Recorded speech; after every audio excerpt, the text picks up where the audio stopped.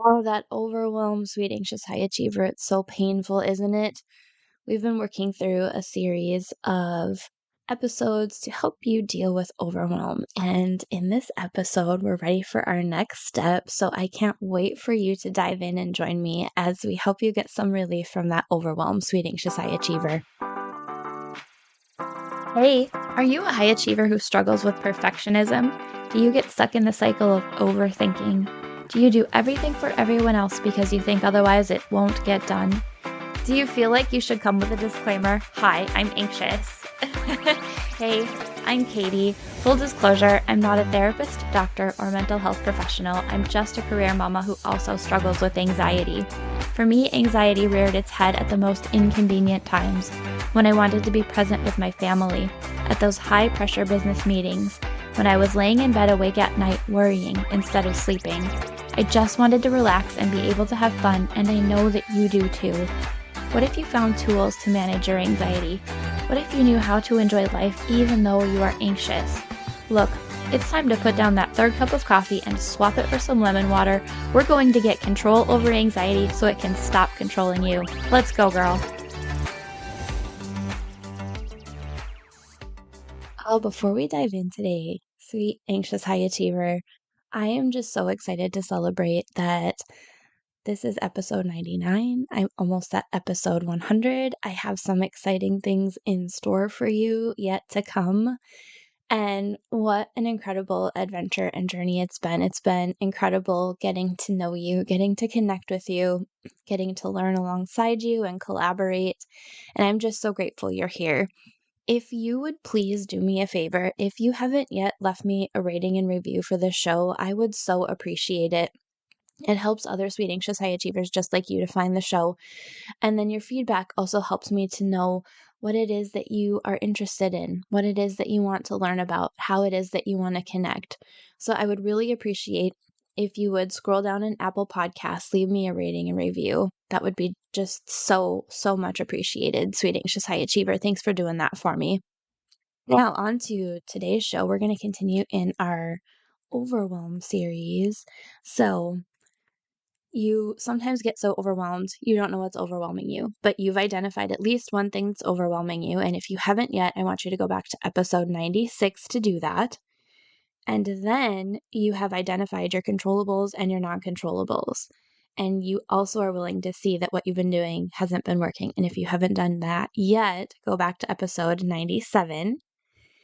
And now we have you believing in possibilities and hoping for better, sweet, anxious, high achiever, which I know is really, really hard to do for somebody like you.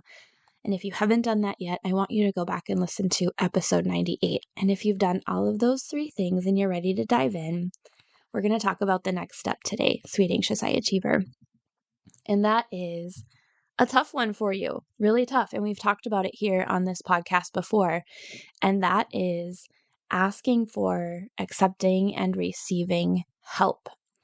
I talked about this back in episode 33. If you want a little bit more inspiration, you can go back there and listen. But I want you to recognize that sometimes you can't do it all on your own. And even if you can, maybe it's not best serving you and those around you to do it.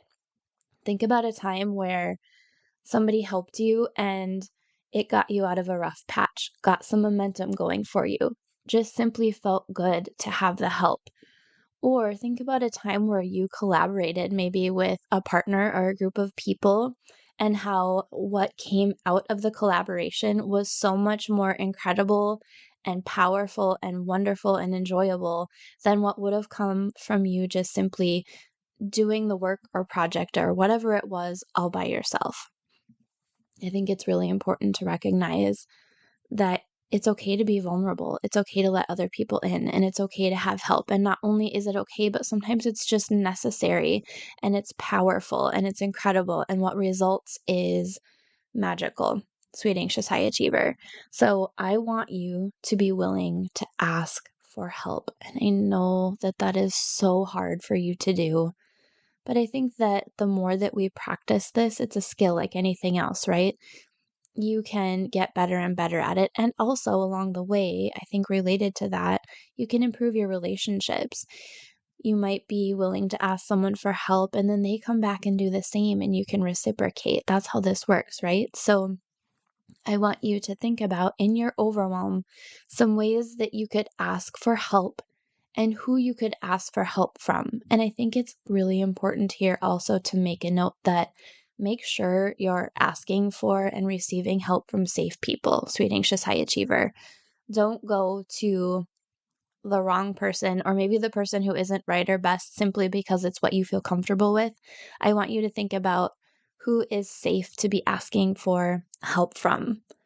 And then also, I want you to be willing to accept that help. And I want to talk a little bit here, and we'll talk more about this in the future. But I want to touch on today that I have recognized what I perceive to be a difference in accepting versus receiving help. I think that oftentimes I'm willing to accept help. Like, I'll take it. I might not feel totally comfortable with it, but I'm going to take it in this moment.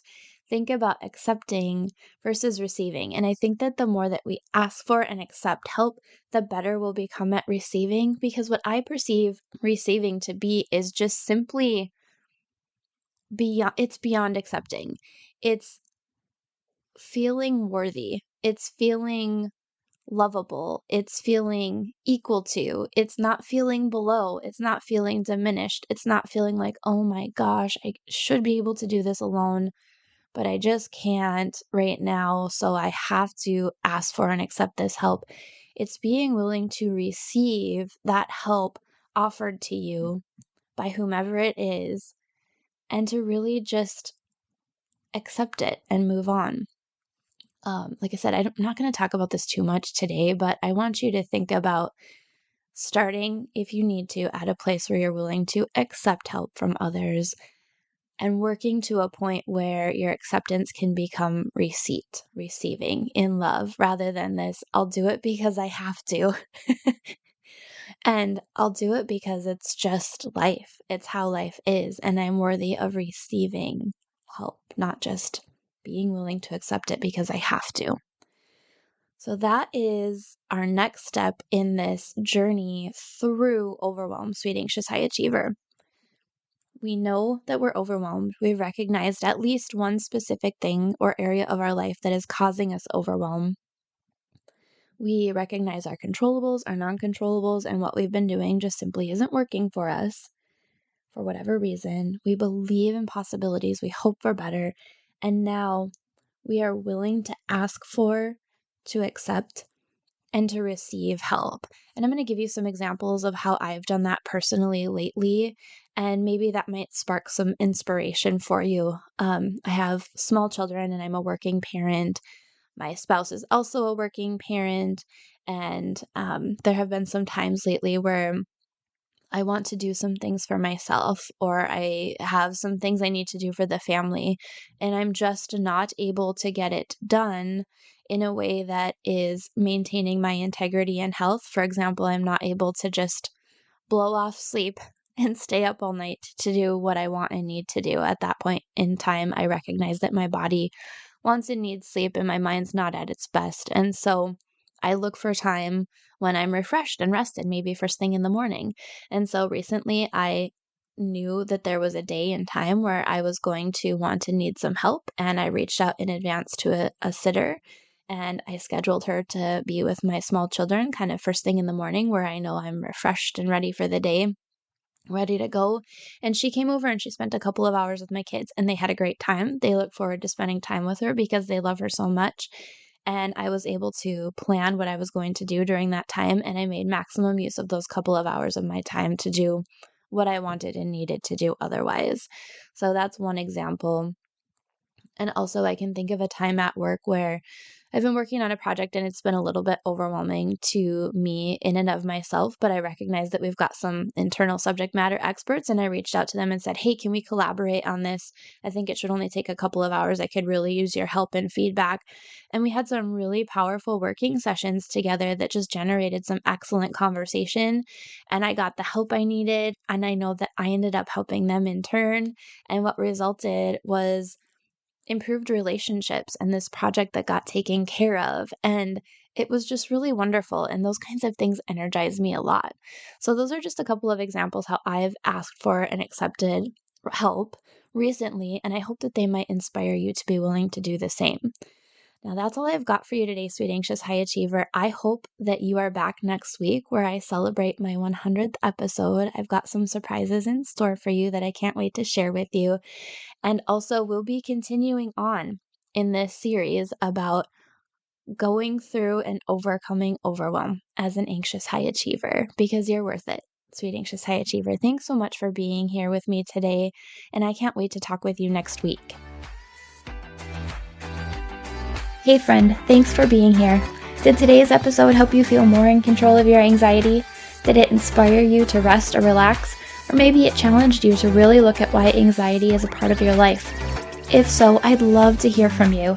If you would take 30 seconds, pause this episode, scroll down in Apple Podcasts, and leave me a review, I would be so grateful.